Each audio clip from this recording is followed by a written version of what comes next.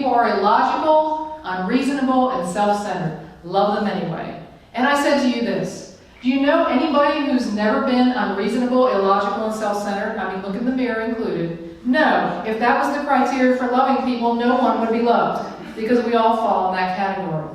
And the bottom line, as I've already said, love changes everything.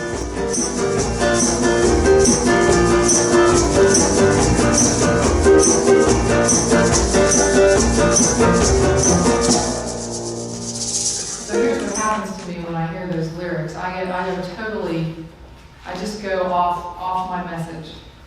And I just do because first of all, the vibration, I can feel the vibration, right? You can feel the vibration. That's what one of the reasons music is so powerful, because it has a vibration. And it carries the energy of these, happens to carry the energy of these three people. Not just their instruments, but how they're carrying themselves. Right? So we have Michael and Stephen and Kay. They bring that and carry that. And then you have the lyrics on top of that. And I'm wondering if you really heard, and I'm getting goosebumps up and down here, is that heroes don't look like they used to. Heroes look like you do. Now I'm wondering how many times this last week that you felt like a hero. I'm wondering how many times I did. Because heroes don't look like what's on the front page. Heroes, to each individual that you ran into, looks exactly like you. Exactly like you. We want to think it's somebody else. We want to think that this whole mess we find ourselves in our world is going to be cleaned up by someone. And who is going to be cleaned up by is you. Because heroes don't look like they used to. Heroes look like you do. Right now. You don't have to go to a class to learn how to be one. You don't even have to show up here, although I'm glad you did. So I can remind you that you are a hero. You are the one that's going to make a difference. And you are making a difference. They don't look like they used to. And we are how we treat each other. That's how we are a hero, is by recognizing how we treat each other. Even the person, especially the person who is the most annoying and frustrating person in our life. Because if you remember what I talked about last week, I talked about love changes everything. Love changes everything. You have the power through the love that you are to change anything and everything. Love changes. Love does that. Love has the power to do that through you. You know, it reminds me of thinking about how service dogs in prison systems transform the lives of their handlers. That these men mostly, who might be hardened criminals, who might have committed murder, who might have committed rape, who might have committed robbery with a gun, who might have done some horrible things to somebody. And the instant they're experiencing the love of an animal, their heart melts. Their heart melts because you know what? Love changes everything. Love changes everything. One of my quotes this week had something to do with that, right? Kim, love changes everything. Why would we not do it if we knew that? Why would we stop ourselves anything short of that if we knew love changed everything? Well, maybe I should get started now. I had to say it. It just came out. Sometimes that's what happens. Where's Renee? Yeah, she's sitting back there and oh yeah, that's what happens to her. And if that's the way you are, and that's the kind of thing you have to share because you're feeling it bubble up, then you know what? Share it. Stop and share it. Stop. The worst thing that could happen right now is that you all would leave. And that's the worst thing that would happen. And Renee would still be here. We're riding together.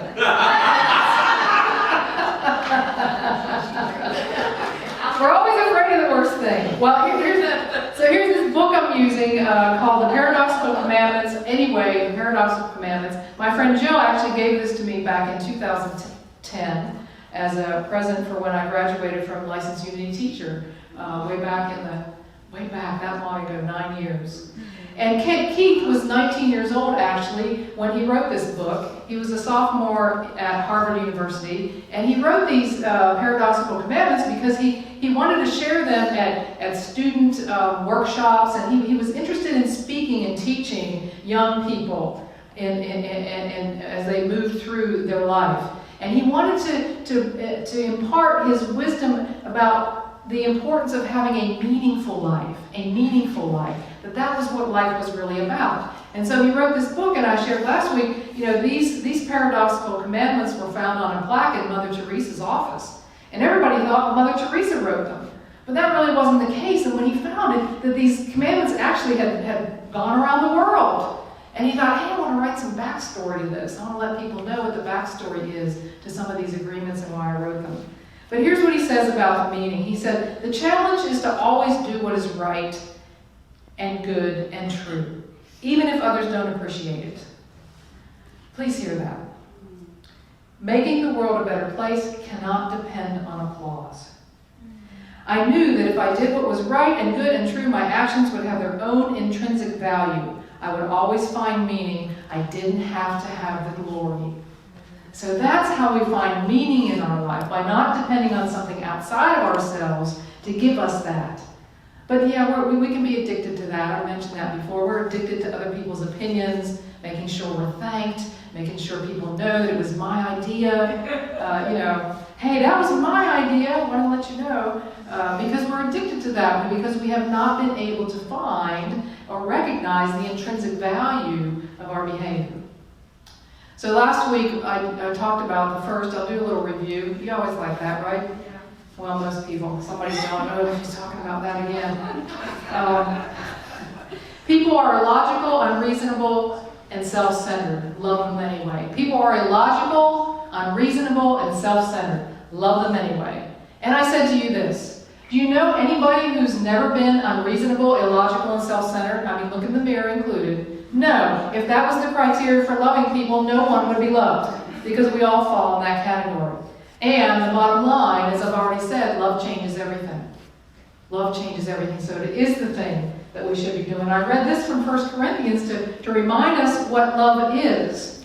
What love is. Let me just remind you. It's a list here, and it's not about a loving relationship. This is the kind of love that has no conditions. Okay, this is unconditional love. Love never gives up. Love cares for others more than the self. Love doesn't want what it doesn't have. Love doesn't strut, although I like to strut. But you know what that means here. Doesn't have a swelled head, doesn't force itself on others, isn't always me first, doesn't fly off the handle. That happens to me occasionally. I was pretty good this week, right, Renee? Last week, not so much. Doesn't keep score of the sins of others, doesn't revel when others grovel, takes pleasure in the flowering of truth, puts up with anything, trusts God always looks for the best, never looks back, but keeps on going to the end. That's the love that I'm talking about here. That's the love that makes a difference all the time. That's what's love got to do with it? Everything. Everything. The second thing I talked about last week is if you are successful, you will win false friends and true enemies. Be successful anyway. You think, oh, we're talking about success. Well, let me read to you this, because this is so important. This is so important. We're talking about success. We're talking about fulfilling your life purpose. We're talking about fulfilling the reason you are here. And the scriptural basis for it is this. Let me tell you why you are here. You're here to be a light. You are here to be a light, bringing out the God colors in the world. God is not a secret to be kept. We're going public with this. You see, we should be going public with what it is that we are here to be. We shouldn't hide it. And if I make you light bearers, don't you think I'm going to hide you under a bucket? What? That's crazy. If I give you all this skill, if I give you this heart that's filled with love, if I give you this possibility and potential to be the shining light, why should you hide it under a bucket? No. Keep open. Be generous. Share that with other people. That's the kind of thing we're talking about. To be successful. It didn't say anything about making money. I mean, that's nice. But the true success is about shining the light that you already are. Shining your light in that skill set. All right? Love and success in that way is what puts you most in alignment, what puts me most in alignment with my Creator, with God, with the divine, with whatever you call that greater power in your life. That kind of love and that kind of success. So today I want to talk about doing good. You see that on your card. I agree with what Santa says in that carol, right? Do good for goodness sake. Be good for goodness sake. You know, again, it's not about looking for a pat on the back and the attaboys. What we're talking about is doing good for goodness sake. Doing good because it feels good. Because it is good. That's what it's about. That if we're to have a meaningful life, we don't look for something outside ourselves. We look for that meaning right here to be good. So the third paradoxical commandment, the third instruction is this. If you do good, people will accuse you of selfish, ulterior motives. Do good anyway. Yeah, has that ever happened to you? You thought you're kicking it and doing really good, and someone doesn't see it that way. Someone doesn't see it that way at all. Here's some examples that I can think of. Or maybe I might say, maybe you're the one that's judging the other person, by the way. The shoe fits both ways. It's a good self-evaluation to realize that when I'm accusing someone else maybe of doing good for their own self-worth or for their own self-aggrandization, to lift themselves up, to puff their chest out. Well, you've heard of things like buttering up the teacher. Yeah, there's that. Or schmoozing the boss. Yeah, we have that kind of judgment, or maybe we've been accused of that. Or maybe you're going the extra mile because you're really onto something there, but other people don't see it that way. Or how about this one? You've heard of this one, brownie points? You're after some brownie points? Yeah, that's all people accusing us. Maybe all you're doing is being kind. Maybe the other person the same way. Maybe all you're doing is just trying to learn more, trying to get ahead. You know, trying to get ahead for your own self, trying to educate yourself, trying to lift yourself up to a better place because the light in you is saying, hey, there's more to learn, there's more to learn. Maybe that's what's happening. But that's not what it looks like to other people. It might look like that way at all. Maybe it's just that you show up a lot more often than everybody else does. Well, let me tell you, there's always going to be people that look at you and judge you. There's going to be people that talk down to you. There's going to be people that gossip behind your back. That's the truth. That's going to happen because they're not going to see the truth of what you're really doing. And maybe you're the one that gossips, by the way, too. Like I said, it's interesting to put the shoe on each foot when I'm talking about these things. It is for me. There will always somebody that thinks that you are a fake do-gooder. You're just faking it out because you're there for your own self. Well, my friends, this is not the time to shrink back away from it. And here's the other thing. It is not the time to explain to the other person that you really have good intentions. Has that ever worked? Has that ever worked when somebody causes you and accuses you of something? Say, but wait, I really wasn't doing... You might as well put those words back in your mouth. It doesn't happen. You're not going to try to convince anyone. There's only one person that you need to ask the question to, and that is yourself. You ask yourself, is the goodness that I'm doing for goodness sake? Is it coming out of me in its pure form? Is it coming out of me because it feels good to do good? That's the only person you have to satisfy is yourself. And that's how you find deep meaning in your life. To hold yourself accountable for that. To hold yourself accountable. And one way you can do that is to recognize that the good we do, the good that I do, the good that you do, is more than just for me. Have you heard the term greater good? You know, if you can check that box and you're good, then I say, you're good. All right? Is to remember that. There's a greater thing going on here. And when we're looking for the greater good, maybe we're working on a project at work, and we're part of that team, and we do have an idea that takes it to the next level. But the idea is to do that for the greater good, not to stand out and be noticed on my own, for my own aggrandization, for my own lifting up. There's a difference there. And we can check ourselves. We can check ourselves with that. We become more confident when we do that. We can trust ourselves. We can be true to who we are. To do good anyway. Here's the second do good quote, and it goes like this. The good you do today will be forgotten tomorrow. Do good anyway.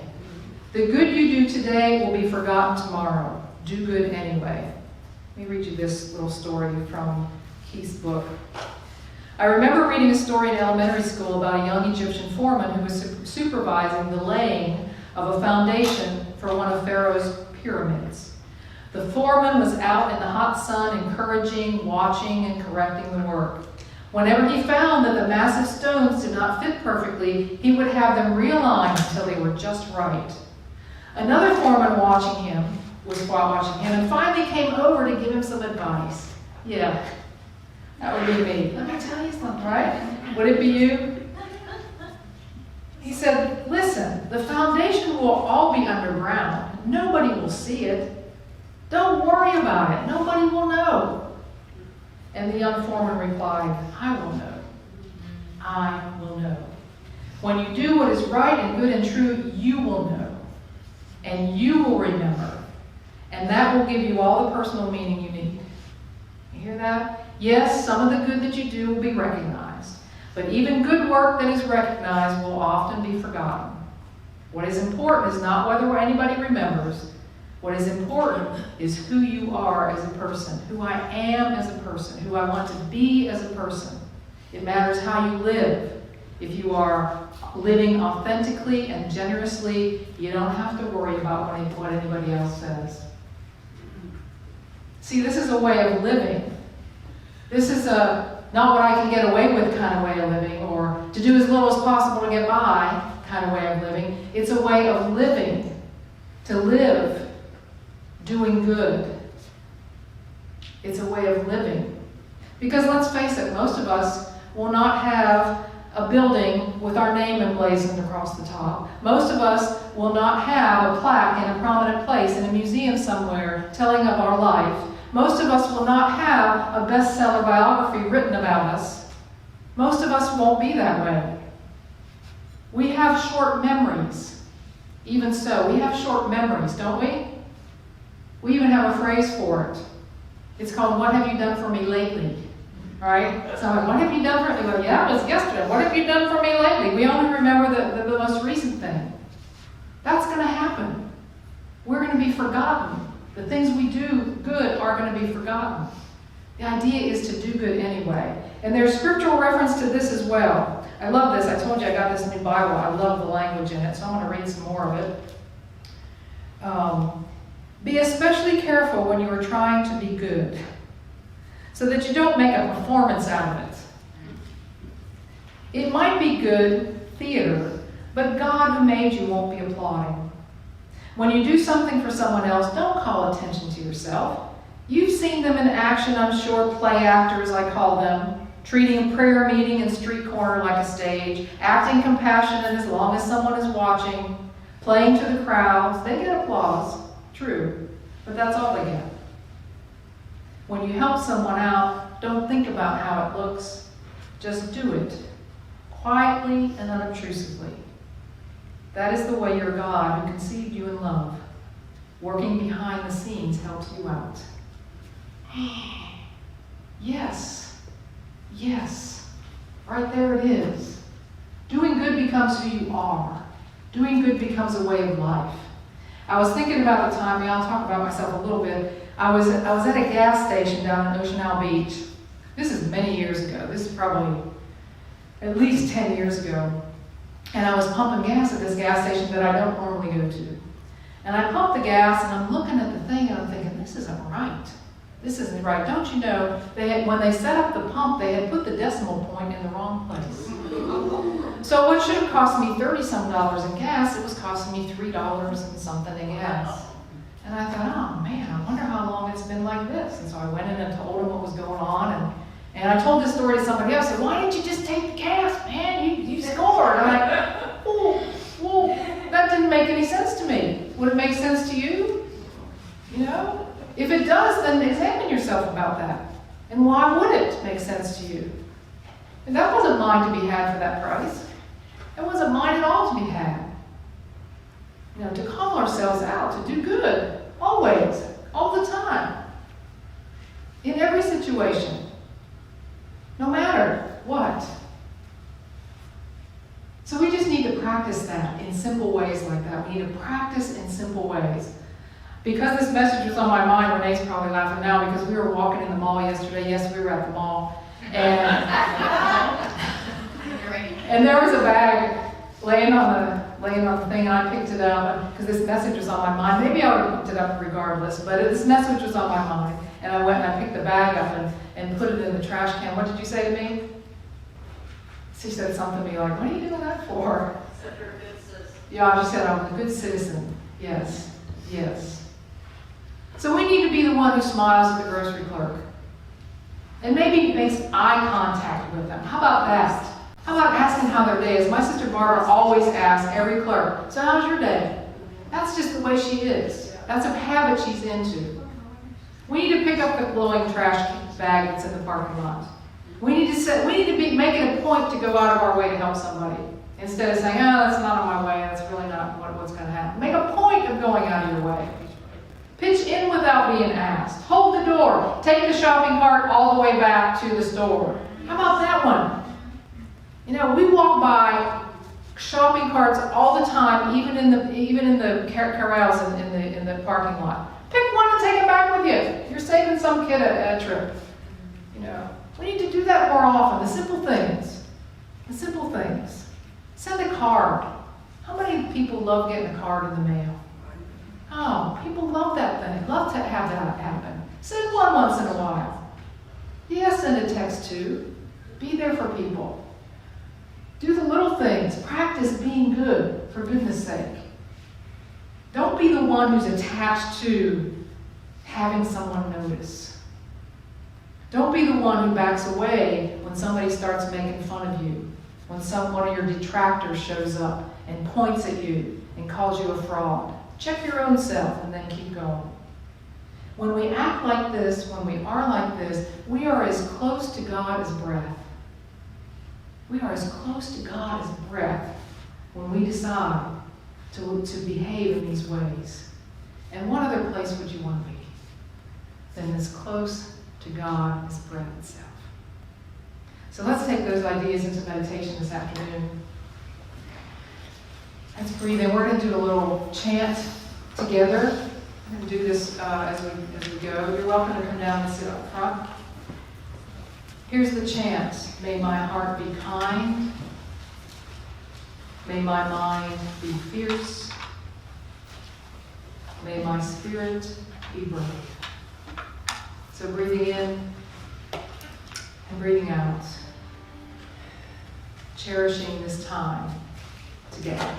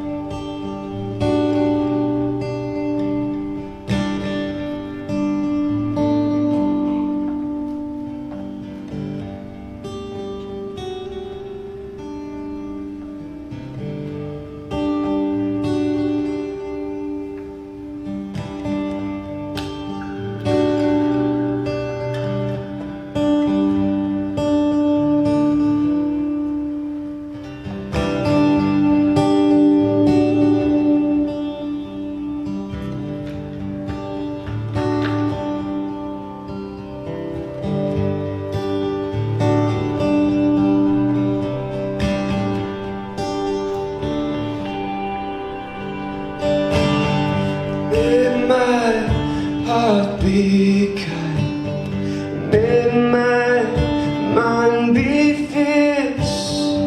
May my spirit be brave.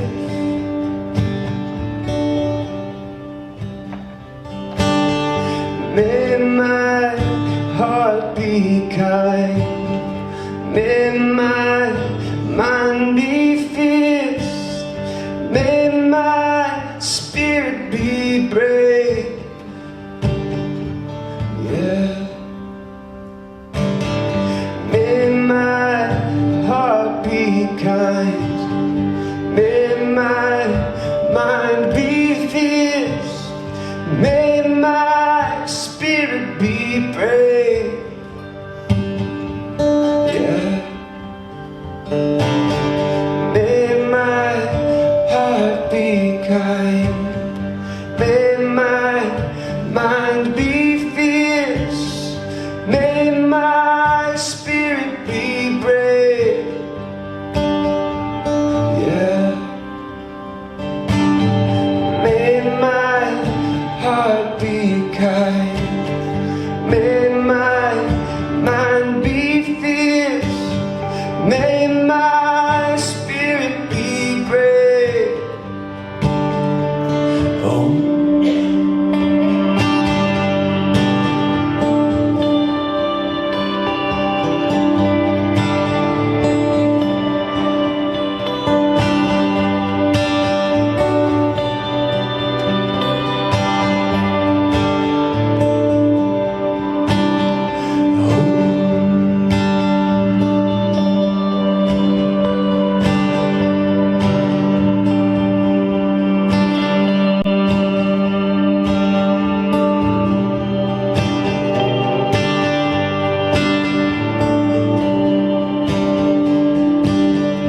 May my heart be kind.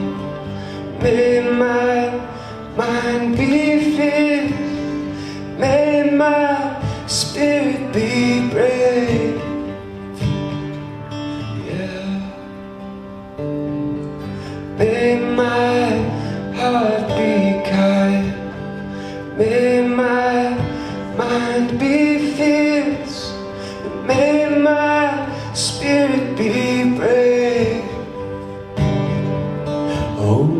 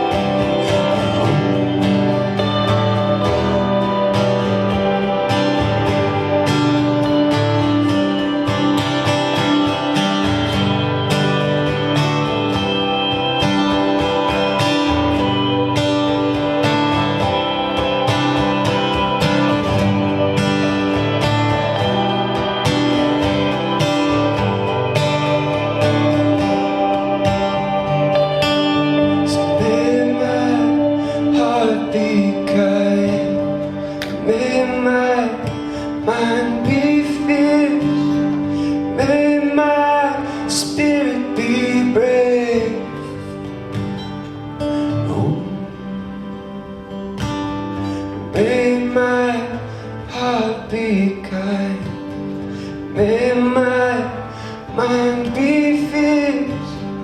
May my spirit be brave. Oh.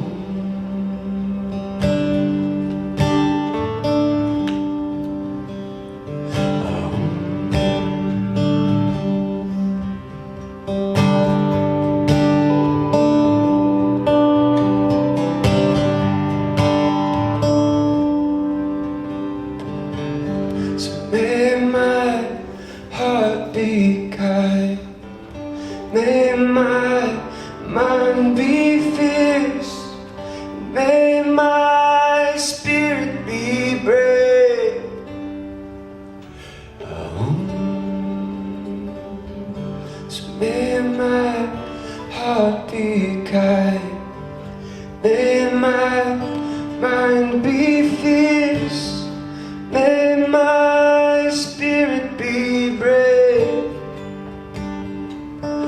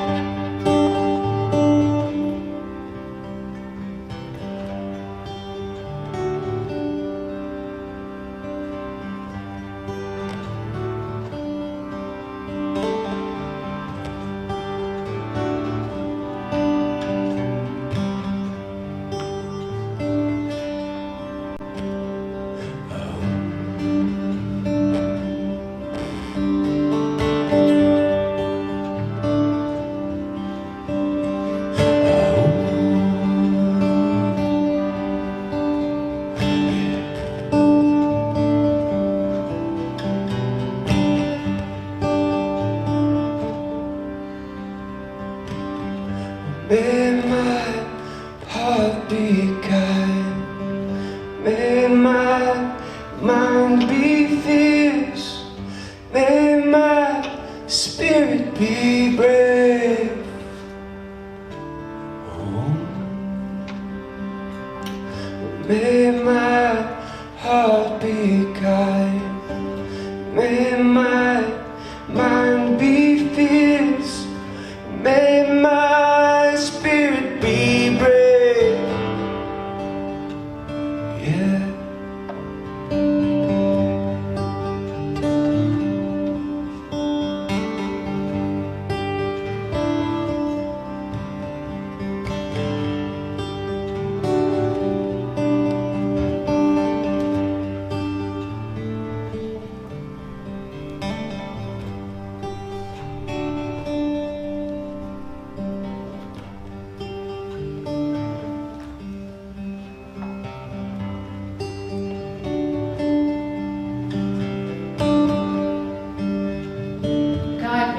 So I may always live in the purity and goodness that I carry in my heart.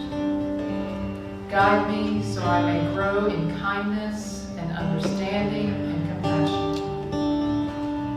Guide me so I may always remember that we are all made of the same cloth, part of the same tapestry of life. O light, help me remember always that we are one and made by